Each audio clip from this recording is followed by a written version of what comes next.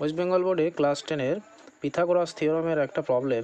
If the length of one diagonals of A rhombus having the side 10 centimetre length is 12 centimetre.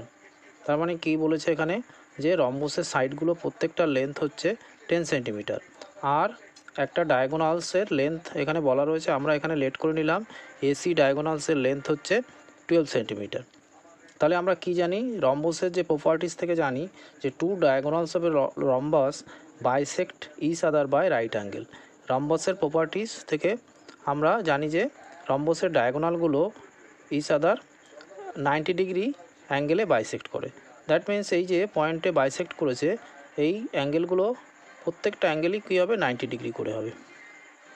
তাহলে দেখো এখানে যদি 90 degree হয়, এখানে যে ট্রায়াঙ্গেলগুলো ফর্ম করেছে, এই যে 4 ট্রায়াঙ্গেল ফর্ম করেছে এখানে বাইসেক্ট করার পরে, তাহলে প্রত্যেকটা ট্রায়াঙ্গেল কী হবে, একটা করে রাইট অ্যাঙ্গেল ট্রায়াঙ্গেল হবে।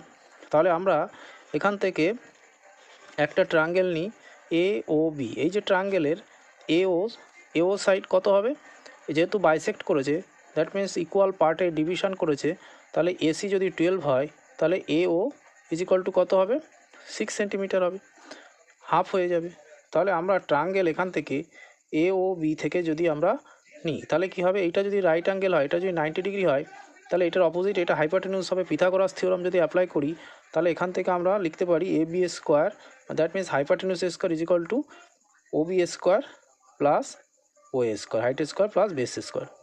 তাহলে এ বি এর ভ্যালু কত রয়েছে, এ বি এর ভ্যালু 10 রয়েছে, 10 পুট করে দিলাম। আর ও বি এর ভ্যালু আমরা এখান থেকে ফাইন্ড করব, আর ও এর ভ্যালু হচ্ছে, এই যে ও এর ভ্যালু কত, 6 সেন্টিমিটার। তাহলে এটা পুট করে দিলাম, এখানে হলো 100 is equal to O B square plus 6 যে কত 36 হবে। তাহলে 100 minus 36 is equal to O B square.